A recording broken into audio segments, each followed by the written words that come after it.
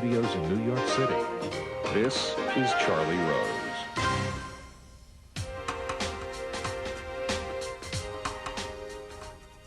We're at MIT with Bill Gates. He's been on a tour of a number of colleges, talking to students in computer sciences and other academic areas, and taking questions. I am pleased to talk to him at the home of the president of MIT. He was at Harvard earlier today. What brings you to this college tour? What's the purpose? Well, I'm very excited about the breakthroughs that will take place in computer science over the next 5 years and the next 10 years. And it's a paradox to me that people are expecting less now than they did, say, in 1999, where there was the bubble, the hype, and all that. And yet, the really neat stuff, whether it's how you use computers in the home or in business or education, that's what's in front of us. And so to make sure the students are charged up, that they're being ambitious in the field and really understand the opportunity out there, and then listen to what they're concerned about, that's what makes this tour a great thing for me. A give and take in terms of, why do you think the bubble is over? It burst. All the excitement there was about the internet has come to another place. Why do you think they're losing interest in computer science? Well, certainly there was a bit of an artificial period there in terms of people thinking that money was just being handed out yeah, exactly. by a certain class of companies. And so we'd expect some effect of that. But where should the smart people in the country be going? What is it that renews the edge, the excellence that this country has? What is it that's going to help us stay ahead in medicine and business and many of the sciences? I would claim it's the techniques and the tools that come out of computer science. And so making sure that energy is there and people see the optimism, I think that's important. If, in fact, the trend down doesn't turn back up with the enthusiasm, what's the consequence for the country?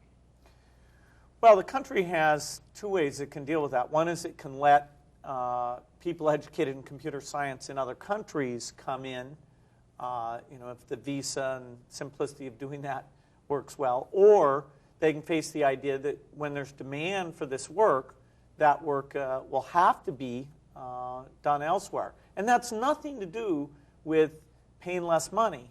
These are all super high-paying jobs where you're making these advances. No matter where you are in the world, this is a scarce skill set. And the more of it that's done here, the more companies that get started here, that's to the country's advantage. But if it doesn't happen, it could put the United States at a competitive disadvantage with China, with India, with other countries where there is an accent on computer sciences and developing software. That's right. The excitement I feel in China, whether it's just talking to the press or the public or the government people about the advances in computer science, is much higher than what I see in this country. And we've got to be seizing those things, seeing that those things are going to happen. The U.S. has some higher costs, and so what is it that allows us to keep doing so well? It is this great work, and so we have to renew our commitment to that. A great comparison is that during the 1980s, the country thought Japan was going to take over industry after industry. Consumer electronics seemed to move to Japan. Autos was in the process. Computers were probably next. And we stepped back and said, should we just do things the Japanese way, or should we do what we do better and emphasize that, stick to our game, raise the quality? And that strategy actually laid the foundation for the great results in the 90s, where the U.S.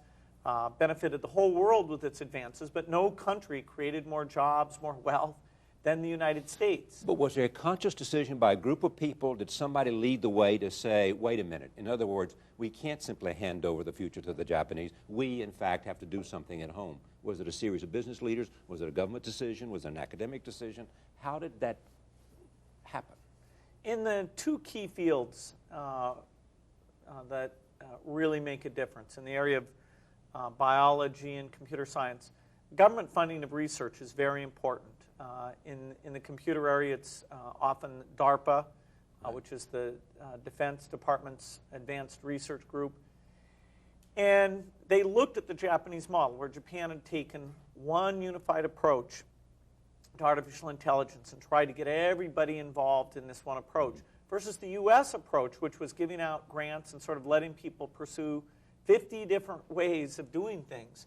And they decided that they would stick to our approach. And whether it's biology or computer science, that's proven itself out. The U.S., the lead we have today in developing software and developing new medicines is greater than it's ever been. And the fact that the world becomes a smaller place, that there's people getting richer in other countries, that's fantastic for us, because the goods and services, whether including entertainment, things that we do, will be in higher demand. So there is a unique role for the U.S. We can still be a very high wealth economy, but it's by taking those things we do well and staying on top. Connect this to outsourcing for me, the fact that it's become a political issue, that people say it's taken jobs away from America, and what you would do about it. Well, outsourcing, I think, needs to be thought of in the right framework. Manufacturing jobs have always been done in different countries, but as technology's improved, a lot of manufacturing jobs that moved away came back here, because things that required lots of manual labor instead required a little bit of skilled labor, where this country does very, very well. In software, there's a shortage of talent worldwide, and what we're really seeing is that people who are college educated, particularly if they have great educations in the right fields, they're going to get jobs no matter what country they're in. That the internet connects people up, and so college graduates will receive a very good salary. And that salary will equilibrate in large part between different countries. And that opportunity to use that human talent to make better services and products and innovate and bring prices down, that's the economy at work. As consumers, this thing is wonderful.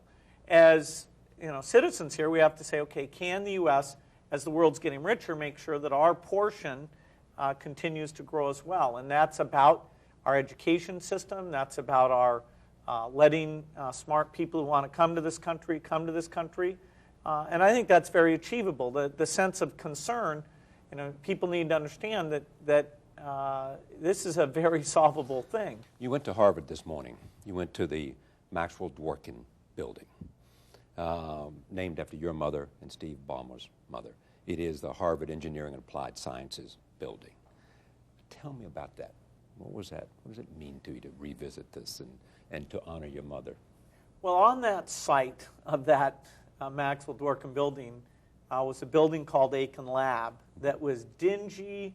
It was not very well designed, but that's actually the building that Paul Allen and I wrote the very first BASIC, the very first Microsoft product, the very first software product ever written for a personal computer by anyone.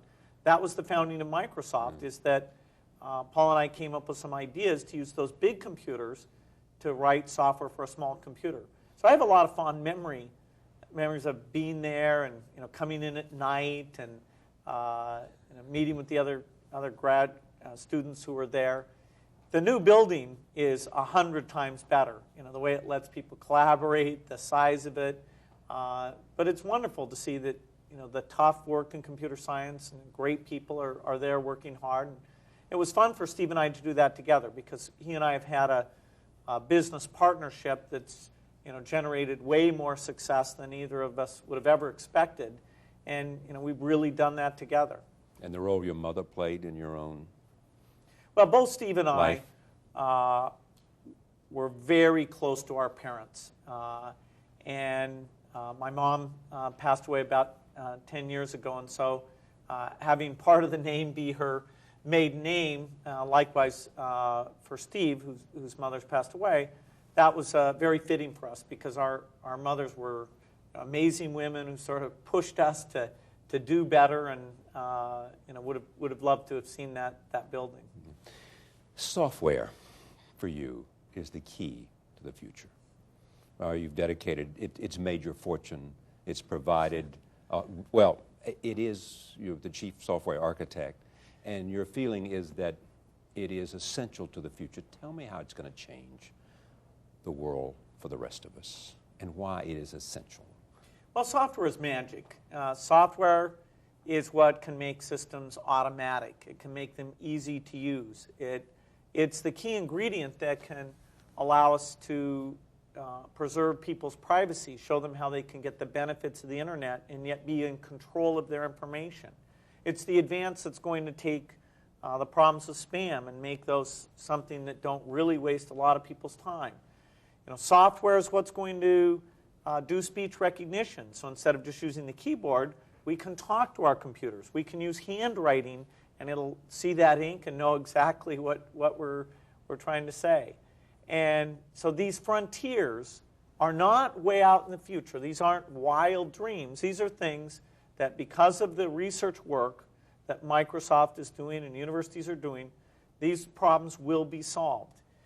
And it builds on the hardware advances, the wireless, the incredible chips, the big disks. But the thing that brings it to life, makes it easy for you to create and communicate and use your time effectively, make better business decisions, that's software. Let me take one area, because people talk about it. The biggest part of the budget in America is devoted to health care. Where will software have an impact in the next 5 to 10 years that it's not having an impact now in health care? Yeah, this is one that it'd be hard to overstate, the benefit of better software. On the administrative side, our health system is full of paperwork, full of waiting and scheduling and things that just a software approach could take out a significant expense and a lot of the frustration. More importantly is we're gathering immense amounts of data all the way down to the genome and protein level.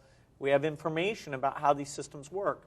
And it's a little bit like software where there's a lot of messages and signals and things. So people trained in software are collaborating with biologists, that's called computation biology, to build a model of how cells work and the difference between a disease state and healthy state, and then being able to come up with medicines that solve that problem. And so over the next 20 to 30 years, the key diseases, we will make immense progress. Cancer, heart disease, and it will be because biologists and computer scientists are working together. In fact, one of the kids today at MIT said to you, if you were starting over, if you were me today, where would you be, knowing the progress that computer science has already made?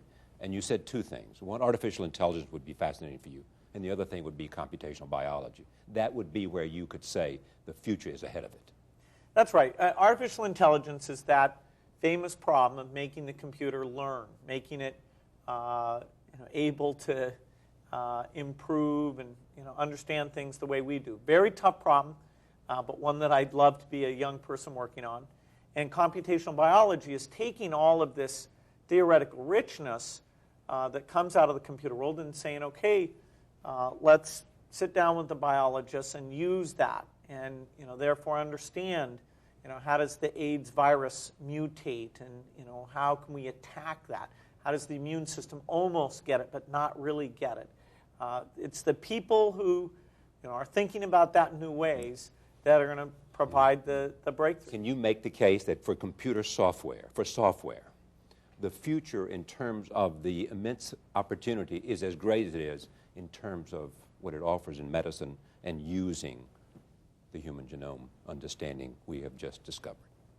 Yes, the two things that will change the world a lot are what happens in software, the speech recognition, the learning systems, the way we'll deliver material that you'll just read off the screen and annotate on the screen, those kind of software advances, and then what happens in biology using some of those tools. Those are the ways that we'll look back 30 years from now and say, wow, what change agents those were, what levels of productivity and convenience that just give us things that we hardly understand how we lived without. Then how is it that some people, I'm thinking of Nicholas Carr in that famous piece in the Harvard Business Review, can write a story that says we're looking at the commoditization of computers and software, that it's becoming, its best days are behind it rather than ahead of it? Well, he can write that because of free speech. You found nothing that I you could agree respectfully with. disagree. Yeah. if you look at how The technology, go ahead. if you look at how people work today, their ability to get an insight into what's going on with their sales data or their quality data or the attitudes of their customers, and really track those trends and get down into cause and effect. The way that, do they use their time in meetings well? Do they have to take every trip? Do they, when they communicate with colleagues, are they getting busy signals and having a hard time getting the schedules right? The inefficiency of how the creativity and time of that person in business is used can be changed. And it can be changed by the unbelievable advances in hardware coupled with this new software.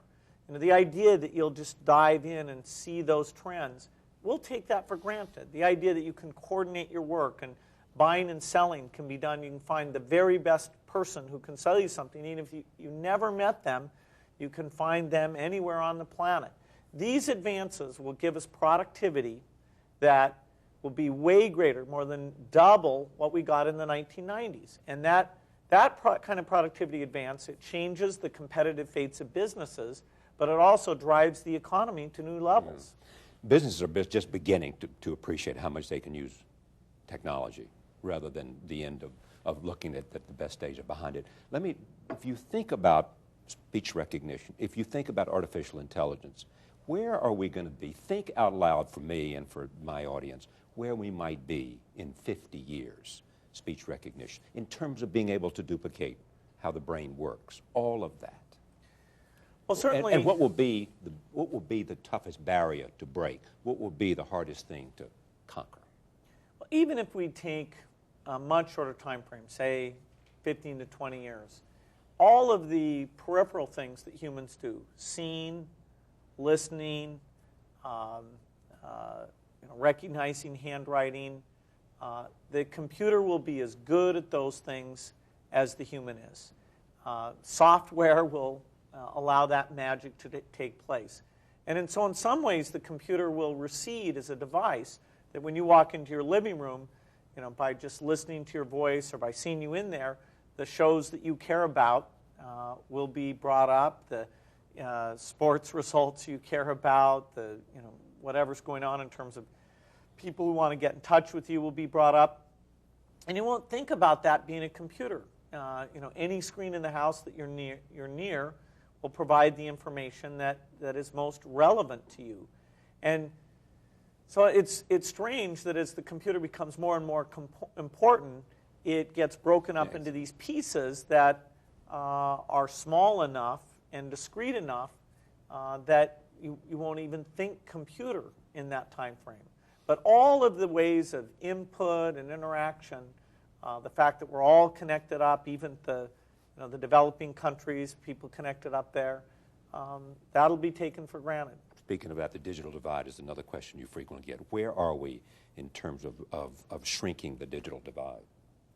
Well, one great milestone that was achieved fairly recently is the Libraries project that my foundation and Microsoft worked together on achieved its full goal of getting these 18,000 libraries that didn't have computers to have the internet connection. And so any kid who can get to those libraries can get out to the internet. That was a over 6-year project, pretty amazing thing, and that's complete. And the results of that have been great.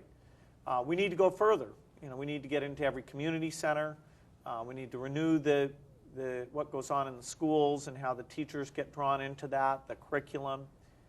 And then once the U.S. gets very strong on this, or in parallel with that, we've got to think about this as a global issue. Various wireless approaches are going to let us connect up even rural villages at very low cost. And so Microsoft is working on the software called mesh networking that can make that very easy to do. I'm working with the hardware people. They've got a piece of that to do as well. All right, Microsoft, I'm going to talk about the corporation, but in China today, there was a story in today's Wall Street Journal about Jeff Immelt and about others, where China wants to make a deal. You come into my country, you share out your technology with us. Is any of that resonate with you? Has any of that been part of an experience you've had? Oh, absolutely. How do they do it? Well, China is a super important country. And it's not only 1 billion people, it's 1 billion people who are really driving to improve their education and develop world-class businesses. And the Chinese government wants to make sure that people are contributing to the development of China. In our case, we've created a research facility there that's employing people, driving things forward. We're helping out with a curriculum in Chinese colleges so that they have world-class skills. We're helping the local software companies that do either products or services have the latest tools. And so our group, Microsoft China, has to not only be an organization that sells to the country, but an organization that helps the country improve. And after all, over time, that's going to increase their respect for intellectual property, which is one of our challenges there. Where they have a long way to go. Yeah, there's so much room for improvement. Yes, I was going to say. And the trend line is it's almost from zero up. Right. The trend line is good, but it's still at a pretty low level there. And as we work to help develop China, the market size will grow, the amount of it that's legitimately licensed will grow. And so we have to do special things to make sure that we're viewed as really almost like a Chinese company in terms of the presence we have there. Not only do you represent Microsoft, but you are also a global citizen in the sense that you are part of a foundation, created a foundation that gives away a lot of money, and that you have done a lot for people around the world, especially in Africa, especially where there's a great health issues. Do you, as you travel around the world, sense this notion of anti-Americanism that everybody talks about in a resistance to America in any way? Well, mostly what I see is that people admire America. They envy the success that we've had. If there's any question at all, it's as the richest country in the world, are we giving back to and helping the other countries to move forward? Are we helping them in terms of their health needs? Are we helping them in terms of creating the institutions they need to create? And certainly when I was in Davos a year ago, there were a lot of people, primarily from Europe, wondering if in our stewardship as the world superpower, we had been as collaborative as we should be. Now, I think that's somewhat died down, but the question that remains is, what kind of obligation do we have? Have we as a member of the United Nations helped strengthen that institution and get it on the right track, or have we mostly been a critic? Have we been as generous as we should be? There's a new initiative in the United States around AIDS to give money out on that. Right. That's, I think, an improvement in the right direction. There's this Millennium Challenge account that is about giving a bit more aid to developing countries. But I hear in that answer that perhaps we ought to be doing more and we ought to be a better international citizen. That's my personal view. take. Certainly as you look at the needs of the developing countries, which is where most people live, right. The U.S. could be doing more. Is part of your own philanthropy, primarily it is to do well and make a difference in health care, especially, and education, secondarily. The priorities may be equal. Also, go ahead, let me finish. And to set an example, and to hopefully that people would look at what you're doing and the Bill and Melinda Gates Foundation is doing and take a lead as to how we can make a difference around the world, individually, corporately, governmentally. Well, I hope what we're doing generates some excitement, and that in and of itself it makes a big impact. Right. But that it influenced not only philanthropists, but governments, to see there's a clear track that, you buy more vaccines, you save millions of children's lives, you invest in AIDS research, and you take this epidemic that, will kill over 100 million people, and you stop it from killing hundreds of millions of people. What I did was say, okay, what's the biggest problem in the world? What's the most urgent problem? And that's where health got to be top on our agenda. As I visited countries around the world, as I learned about AIDS, as I learned that as you make people more healthy, then the population growth comes down so that they have a chance to bootstrap to get to the developed status and all the great human things that come with that. I decided, okay, that will be our top priority because it's the top thing in the world. then I said, okay, what's the thing I could, with these resources, that Melinda and I could give back to that's really a U.S. issue? And that the top issue there, I think, is education. Right. And that's where the library program, the Millennium Scholarship, which is a minority scholarship program, came out of that. A lot of the work we're doing with high schools to help make the experience there more personal, more motivating. That says, for this country, getting education on a stronger track, I think, is the most important thing. Back to Microsoft. A long time ago, Paul Allen was, I guess, working at Honeywell when he finally got a copy of Popular Science magazine. He said, all these things that I've been trying to get you to do, here it is. You said this to the students today. Here it is, and if in fact we don't get on the train now, it's going to leave us behind. He finally talked you into leaving Harvard as a junior. I guess you took a leave of absence. Right. Was that the term they used, leave of absence? I could return at any time. Go well, ahead. yeah, it was Popular Electronics, actually, was the magazine. And Paul and I had been talking about the opportunity to do software for these computers on a chip ever since 1971, when the first microprocessor chip came out. That was the Intel 8008. We even did a little company that did some of that just as a hobby. And so Paul said, we want to really define this industry. Let's get there first. Now, my parents said, let's get to college. And there was a little bit of tension there. And so Paul moved back here to keep the urgency up. But the two of you were so what that made him feel like if he was going to do this, he had to do it with you? Well, we had done a lot of things together. And the idea of hiring people and forming a company, he wanted me to do that. And so it was a great partnership. And finally, I relented after I'd been here 2 years, and it was a freezing cold day. He showed me this magazine. I said, okay. You've convinced me that the future is here.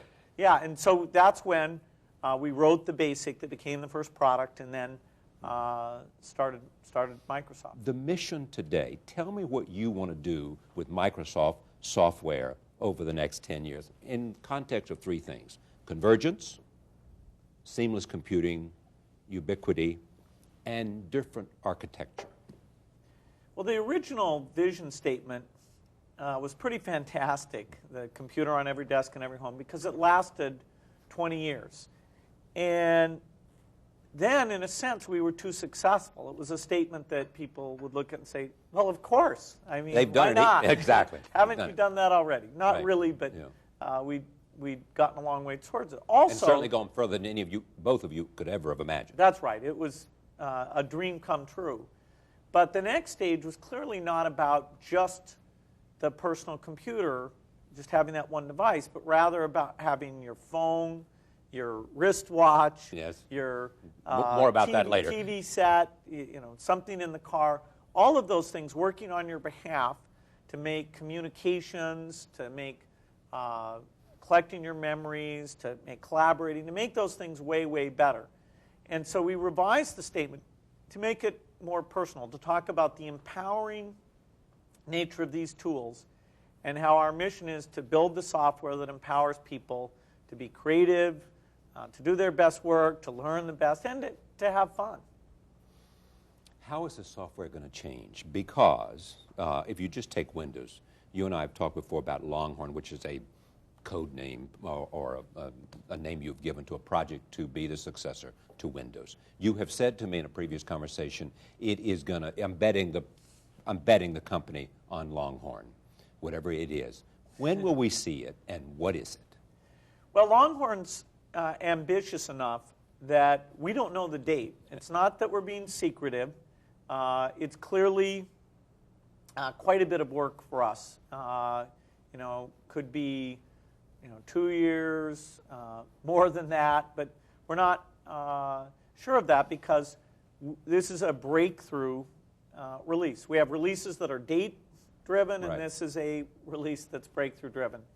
And this Can you compare it to anything, 95 or any other time in the history of Microsoft, what this will do in terms of operating systems? It's very much like Bigger than the everything. original Windows, which was even bigger in a sense than Windows 95. When you Right. looked at a Windows application, it looked different than a DOS application. We still ran DOS applications, but you could look at it and go, wow, that's different. Here it's the same thing. If you ever have a set of information, right now in applications, the way that you pick things out of that and delete things, insert things, if you're dealing with a set of files, a set of pictures, a set of photos, you have to learn all these different interfaces and commands. By doing that one rich way that works for all things, including when you're mixing those things together, it really simplifies what you have to learn, how you search them, how you get them to show up on all your different devices. That's a very core thing about Longhorn. And so it's something that's never been done. Even inside the company, there's people some days who go, wow, are we going to get this done? Will it be fast? What's this going to be like? Is it at all affected by the fact that you may have been distracted by dealing with viruses, by dealing with a whole series of other issues, that your own focus has not been as intent on Longhorn as it might have been? Well, yes. Absolutely, the Longhorn schedule has taken a back seat to our top priority. And security. Which is, the broad issues around reliability, security, spam, all of which we call trustworthy computing. Right. We have put a lot of resources, over a third of the company, on doing breakthroughs in that area.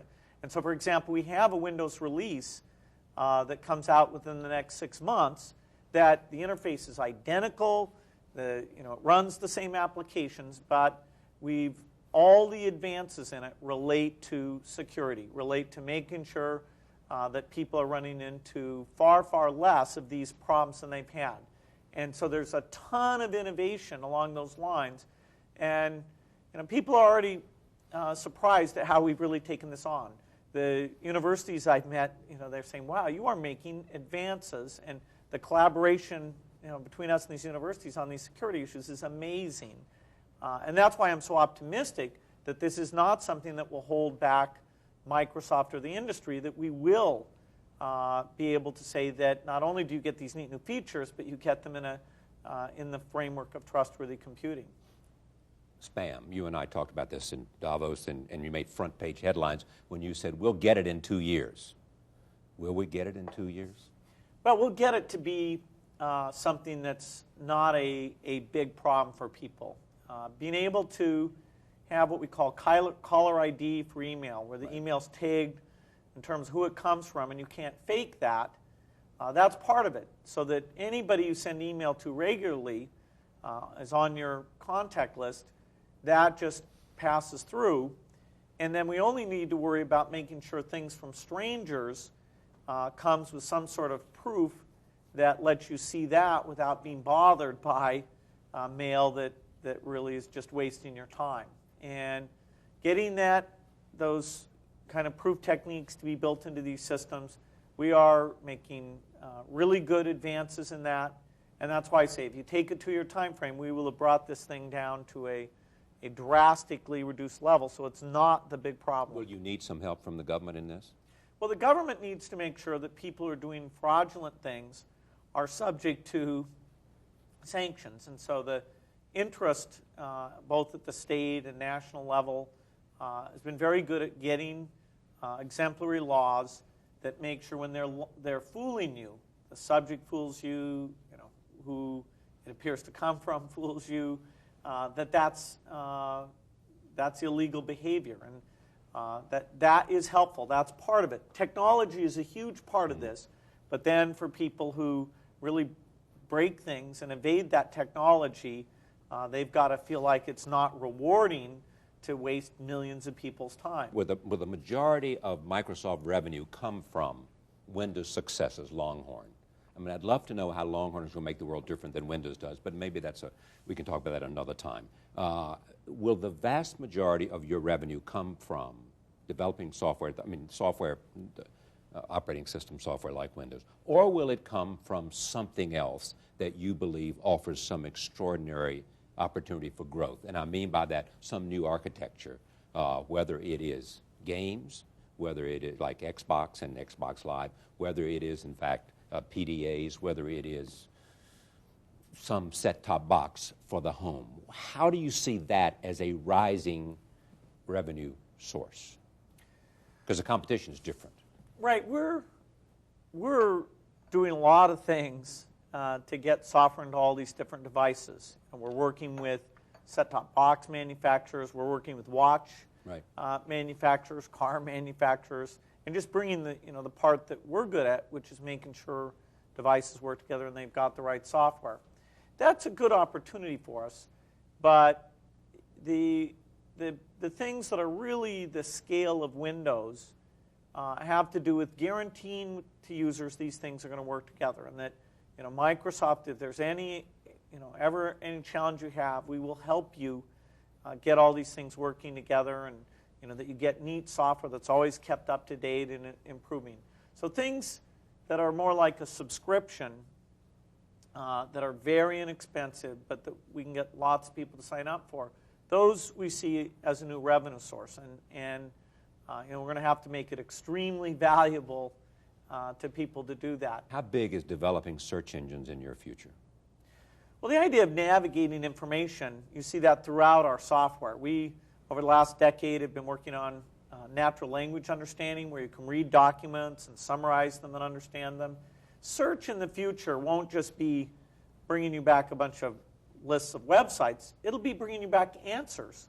What's the sports score? Why is the sky blue? Who did this? And it won't just be looking at the internet. It'll be looking at the document you're in, your local disk, the corporate network that you're on, and it'll all be tuned to what you're personally interested in. And we need better technology for this navigation. Web search is a piece of that. We've been in that a long time. We're doing better and better. We've got Yahoo and Google also in it, constantly improving the things they do there. And that's a great thing, because search just isn't what it should be, and a lot of deep technology has to be brought. Are you saying there won't be? I mean, there is the impression that Google is a dominant search engine today. Between our search engine and Yahoo and Google, I think you get to somewhat over 80%.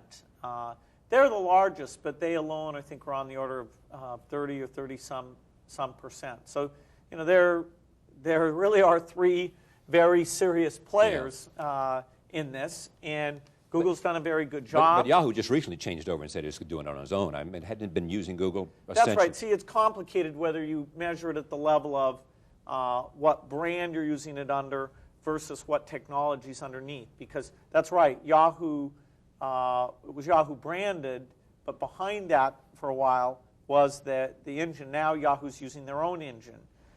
We actually used Ink2Me engine for a period of time, and now more and more we're relying on our own technology as we keep going on this rapid improvement.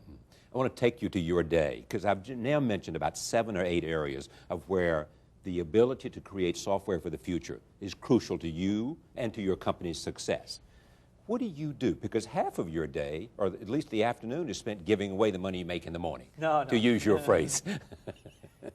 That's about 10 hours a week, and I'm working more than full-time on my software job. But you go from one problem to the other problem, or give us a sense of what your day is like. Do you have a bunch of software engineers come in there or to your office, and you sit down and say, you know what I'm asking? I mean, sure. And are you jumping from one complex problem to another, and what is this doing to you? Yeah, well, it's making me have the most fun job in the world.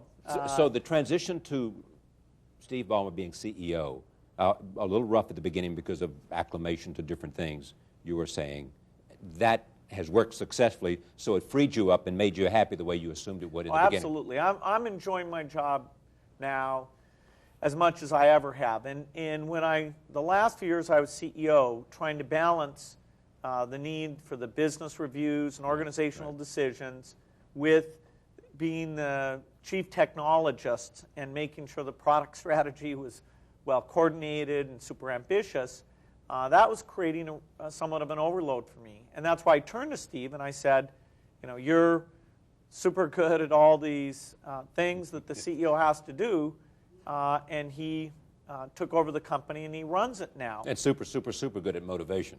Yes. Oh, and well, he's good at an immense number of things. And so I'm in this role that I get to focus. And so the fact that I spend over half my time meeting with the product groups, talking about what's going on, how are we improving these things. But do you have, I'm interrupting, but do you have, I mean, are you up to speed with all those guys and right where they are, men and women who are doing this? Because you have a much broader responsibility, or is your main role simply to inspire and to lead and to say, go, go, go?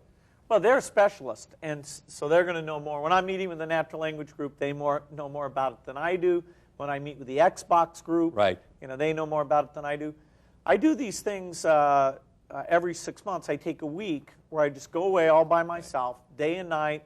Other than sleeping, I'm reading the papers on the breakthrough work, and reading over 100 papers and writing over 100 pages of commentary. Right. I did that actually last week, and that's a lot of fun for me. Where did you go? Did you go? I actually go out to a place I have at Hood Canal where Okay. I'm just completely uninterrupted. I didn't do email. I just You just thought about big ideas. I read all the ambitious ideas. Like, there was a proposal that machine translation from one language to another has gotten good enough that we should take our technology and get that out into the market, and a discussion about how should we do that, what's the right way to do that. That was fascinating. I hadn't realized how much progress we'd made there. There was a lot of stuff about the Xbox Live and how people are using that, what that suggests about how video games are going to change and new genres that will come in, that this live experience has really given us a glimpse of the future. So they're all fun papers to see, and somebody behind them who's trying to influence our direction, make sure we know what's going on. And it's a synthesis of that, encouraging the people to work together, drive things forward. That's the unique part of my job. And because they're all so talented and making so much progress on these things, I love it. All right, I'm coming to if I remember, it was that kind of week that made you finally come to grips with the fact that the internet was here and the internet was a reality, and Microsoft had to turn to make sure. It was that kind of week that finally consolidated in you the urgency of communicating to your guys, your staff, your people, all the men and women who work for Microsoft. We got to change, and we got to change now. That's right. It was back about a decade ago now. Right. That based on a lot of experiences where people had gone out to universities and seen the phenomena and talked about it, and papers people sent to me, that I said, we have got to totally focus on this. And then it was 2 years ago in my Think Week where the issues around trustworthy computing jumped out, and I said, we have got to make this the top priority. So that brings me to exactly where I want to be. So what happened in this past week? What came out of this past week of Bill alone in terms of paradigm shifts, that things that jumped at you and said, this is... Well, I don't change the direction of the company every 6 months. But I'm just goodness. saying, Yeah. some precipitating idea that sort of finally, when you got yourself alone, you realized the impact of it. The biggest thing was our progress on these trustworthy computing issues, and really saying, given all the invention that's required to deal with these malicious things that people do, and really tap into the fact that people who want fame attack us. People who want to steal information do that in an invisible way, but we can use the challenge we've got of blocking these malicious fame seekers to really get our system to be way down the learning curve. So even these silent attacks where people are trying to steal information, we will have the only system that's down the learning curve, and even making that impossible for people to go after. And so I was looking at those papers. That was very exciting to see the IQ that's being brought to bear on that. How we're creating partnerships that let us work together with the ISPs around these things, that let us work together with other software developers. And we're even building this stuff in our tools so that people who write applications, not just our work, but what they write, can be secure as well. Open source, Linux, all of that. My impression is, one, you recognize Linux as a challenge. You have real qualms about the way the word open source and the freedom is thrown around, and you would like to say to the world, we do more of this than you think. But tell me what does the word Linux and open source, what is it that's deepest within you that you want to express about it? Well, certainly free software, there's always been lots of free software. And in some applications, free software has been used very broadly. typically what happens is somebody takes that software and improves that, makes it better and makes it worth it for people to spend a bit of money to get a product that's evolving, and they have a relationship with the company that's behind that. The challenge for Microsoft is always to say the software we've already licensed to people is free for them to use out as long as they want, and then there's other free software they can get. And how can the new work we do create the value, make it valuable to them to license new versions? Now, in a sense, it's easier than it sounds, because all we're saying to people is, for less than a few $100s a year, do you want to have that worker who you're investing 1,000 times that if you take all the different pieces, do you want to have them be as productive as possible? So it's a very small investment if we make sure the way they collaborate and share and visualize information, that's just going to be better enough to make that company more effective. And we've always had these challengers that people bring up and say, Microsoft, can you deliver the value, innovation to deal with this challenger? Whether it's OS/2 in the in the late 80s, it was Netscape, in the 90s, and for this decade, at least for now, people are saying, what about Linux? What about open source? But the value we can provide makes us feel very confident that, being where we are with the research investments and the biggest technology R&D budget in the world, that we're in a very good position. Knowing what you know now, would you have done it differently? Well, there are many things that I say, should we have, seen the internet before we did? Should we have seen these security issues before we did? Absolutely. I wish I had a time machine for those things. There's some things I saw too early. My investment in interactive TV. Right, I wish I'd seen it 5 years later. Right. Some things like tablet, it's good I saw it 10 years ago, because it took 10 years of diligent work to get the ink recognition and the software integration right, so that we could, just a year ago, bring that out into the mainstream and really get on the learning curve to make that the standard way people do things. Let me close by making 2 points. Number one is that I hear you saying that with Moore's Law is still applicable and vital, and its corollaries, number one. Technology grows, and the need for software is greater today than it's ever been. The excitement about the future and what technology can do, and the role of IT is as strong and better. Its future is bigger. Do you, having said that, see any paradigm shift awaiting us, as you saw, and you and Paul Allen saw way back whenever you started Microsoft and you were a junior here at Cambridge? A paradigm shift. Well, I think getting away from the keyboard is a paradigm shift. Doing your reading off of the screen, so the magazine's up to date and searchable and rich multimedia information. I think that's a paradigm shift. I think having these devices. But we're not there, but we will be there. Well, we will be. These are things over the next 5 years that the magic of software will make real. I think having your devices really work together.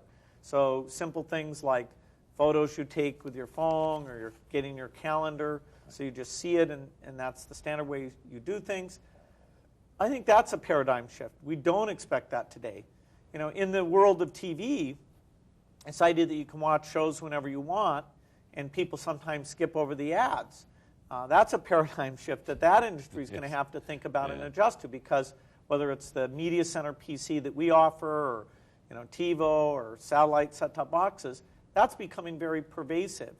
And so I see a lot of different paradigm shifts that are very dramatic, and the cumulative effect of doing that, building on the internet investments that were made, is very dramatic. And that's why I say, hey, this is the digital decade. This is the decade where we go, wow, that device couldn't see, couldn't talk, couldn't read, couldn't do any of those things, and now we just take that for granted. We see the reality this decade. one student asked the most interesting question. He said that Microsoft now has $50 billion because the money you took in from going, you've never used the capital because you've been making so much. I didn't quite understand your answer. You seem to say at some point we may buy back some of our stock. At some point we may make a larger dividend dedication. When? Well, this is exactly the kind of issue I get to spend less time on now that Steve's CEO. But as a member of the board, it's something that's discussed quite a bit. We do have a dividend that we doubled last year. We have been very aggressive on buyback. As we resolve some of the uncertainties out there, we'll be able to look at how we can up the level of those activities and exactly what form that should take. And so we do have an opportunity because although we're very conservative and we're going to keep a good, strong cash balance, under most scenarios, we ought to be able to return some of that in some form to the shareholders and out somewhere in the future. Might you help Comcast in buying Disney? Now that's a fascinating thing that's going on, where Brian Roberts at Comcast has made the bid for Disney.